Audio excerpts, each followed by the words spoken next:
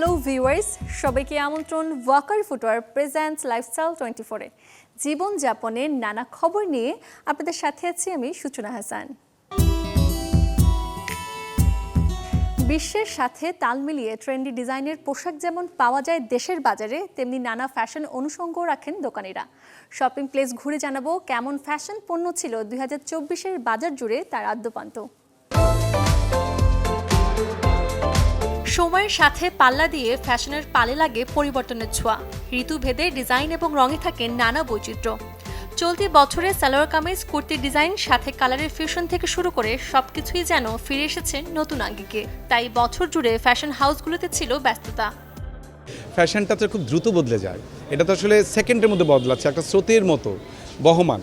তো অনেক কিছুই তো এই গত বছরে বা 5 বছরে অনেক কিছু চেঞ্জ হয়ে গেছে। মানে কামিজের লেংথ দেখলেই তো বোঝা যায় ফ্যাশন কোথায় যাচ্ছে।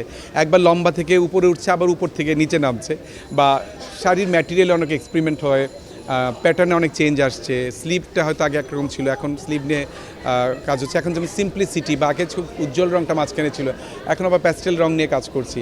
এগুলো আসলে ইন্টারন্যাশনাল একটা প্রভাবও থাকে। 2024-এ পোশাকের রঙে প্রাধান্য পেয়েছে হালকা লালচে কমলা আভা, যা পিচ ফাজ নামে পরিচিত। এছাড়াও বেশ নজর কেড়েছে সি থ্রু কাপড়ের প্যাস্টেল বেবি পিঙ্কের ব্যবহার। অ্যাথেনিক কিংবা ওয়েস্টার্ন পোশাকে ছিল হাতের তৈরি নানা কারুকাজ। শীত ফ্যাশনে ছেলে মেয়েদের জন্য ছিল oversize hoodie, T shirt, cargo pant কিংবা ব্যাগি জিন্স। আমার কাছে মনে হয় যেটা ইজিলি ক্যারি করা যায় ওইটাই হচ্ছে, যদি ফ্যাশনেবল ওয়েতে ক্যারি করা যায়, I think that's what is fashion to me. ইউনিভার্সিটিতে যারা পড়ে তাদের জন্য কোয়ার্সগুলো ফর্মাল প্লাস অনেক ফ্যাশনেবলও। আর রিসেন্টলি যে প্যান্টগুলো বের হয়েছে, ব্যাগি জিন্স আর যে ফিশ কাটের প্যান্টগুলো, সেগুলো তো অনেক ট্রেন্ডে ছিল।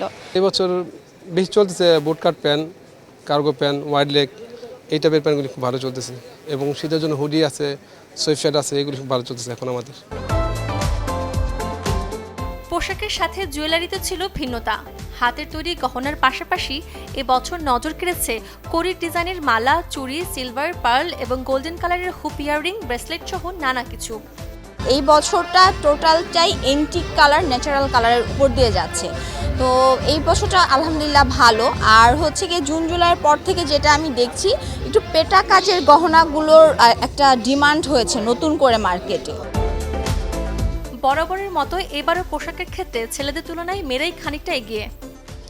বছর যায়, বছর আসে, সাথে তাল মিলিয়ে ফ্যাশনে আসে নতুনত্ব এবং বৈচিত্র্য। কিন্তু সবকিছু ছাপিয়ে মানুষের রুচি এবং স্বাচ্ছন্দ্য বোধ ফুটে ওঠে পোশাক আশাক এবং অলংকারে, যা তার নিজস্বতার বহিঃপ্রকাশ। সূচনা হাসান, চ্যানেল 24, ঢাকা। বয়স যে একটা সংখ্যা মাত্র, তাই যেন প্রমাণ করলেন দেশের প্রবীণরা। কারণ বয়সের বাধা পেরিয়ে তারা যে অংশ নিয়েছেন ভিন্ন রকম এক ফ্যাশন শোতে, হাসি আনন্দে কাটিয়েছেন অসাধারণ মুহূর্ত। যে আয়োজনটা ছিল প্রবীণদের শরীর ও মন সুস্থ রাখতে কাজ করা সংগঠন এজিং সাপোর্ট ফোরাম এর উদ্যোগ।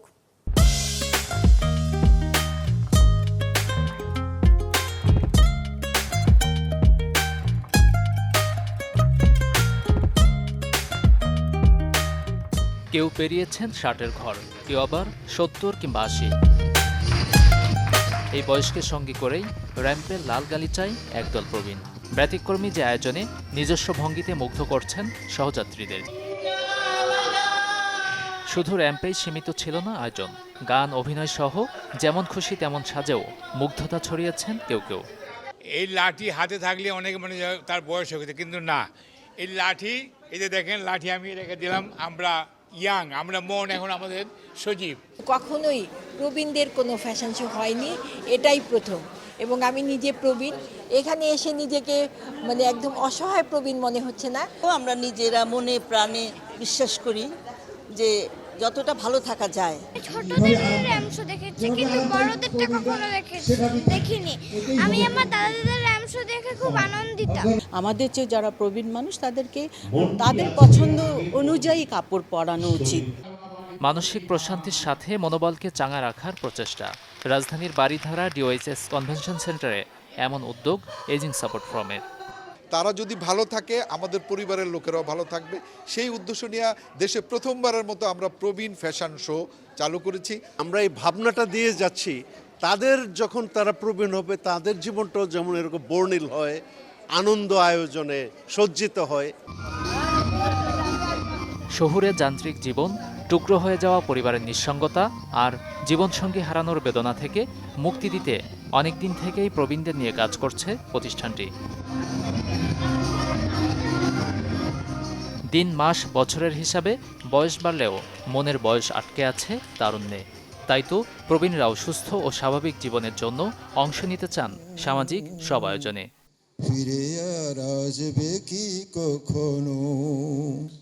গাজী আনিস, চ্যানেল 24, ঢাকা। হঠাৎ করেই গিটের ব্যথা কিংবা পা ফেলতে কষ্ট হচ্ছে, তার মানে শরীরে বেড়ে গেছে ইউরিক অ্যাসিডের মাত্রা। ব্যথা ছাড়াও কিন্তু হার্টের ওপর প্রভাব ফেলে অতিরিক্ত ইউরিক অ্যাসিড। যদি এমন সমস্যা থাকে তাহলে ছোটখাটো কিছু পরিবর্তনে নিয়ন্ত্রণ হবে তা। একজন সুস্থ মানুষের দেহে সাধারণ বিপাক প্রক্রিয়াতেই তৈরি হয় ইউরিক অ্যাসিড। মূলত এটি নাইট্রোজেন ঘটিত একটি বর্জ্য পদার্থ। যদি কোনো কারণে কিডনি অ্যাসিড কম নিষ্কাশন করে তবেই বিপত্তি। ইউরিক অ্যাসিড কিডনির ওপর প্রভাব ফেলে সবচেয়ে বেশি। যাদের হাই প্রেশার আর ডায়াবেটিস আছে তাদের ক্ষেত্রে শরীরে অ্যাসিড বেড়ে যাওয়া মোটেই সুখবর নয়। শুধু ওষুধ না খেয়ে নিয়মিত রুটিনে নিয়ন্ত্রণে থাকতে পারে অ্যাসিডের মাত্রা।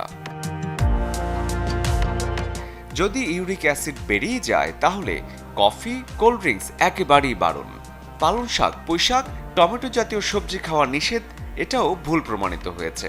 তবে খাসির মাংস, সামুদ্রিক মাছ আর নানা রকম ডাল ইউরিক অ্যাসিডের রোগীদের এড়িয়ে যাওয়াই উচিত। পানি খাওয়া তো এমনিতেই ভালো। যাদের ইউরিক অ্যাসিডের সমস্যা আছে তাদের জন্য আরও ভালো, কারণ পানি ইউরিক অ্যাসিডকে ইউরিনের মাধ্যমে বের করে দেয়। শীতকালে পানি খাওয়ার মাত্রাটা বাড়াতে হবে। বারবার প্রস্রাবের বেগ পেতে পারে রক্তে ইউরিক অ্যাসিডের পরিমাণ বেড়ে গেলে। ধীরে ধীরে হতে পারে ইউরিনারি ট্র্যাক্ট ইনফেকশন। স্বস্তির কথা হচ্ছে গিটে ব্যথা, কিডনি বা অন্য শারীরিক সমস্যা না থাকলে ইউরিক অ্যাসিডের মাত্রা নিয়ে আতঙ্কিত হওয়ার কিছু নেই। তবে হাড়ের জয়েন্টে তীব্র ব্যথা হলে অবশ্যই নিতে হবে চিকিৎসকের পরামর্শ। শরীফুল হক, চ্যানেল 24। আয়োজন শেষ করব, তবে এক নজরে দেখব মঙ্গলবার কোথায় কোন মার্কেট কিংবা শপিং জোন থাকছে বন্ধ।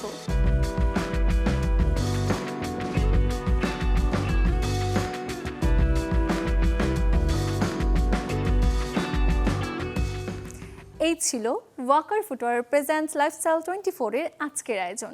জীবনযাপনের নানা খবরের সাথে দেখা হবে আগামীকাল।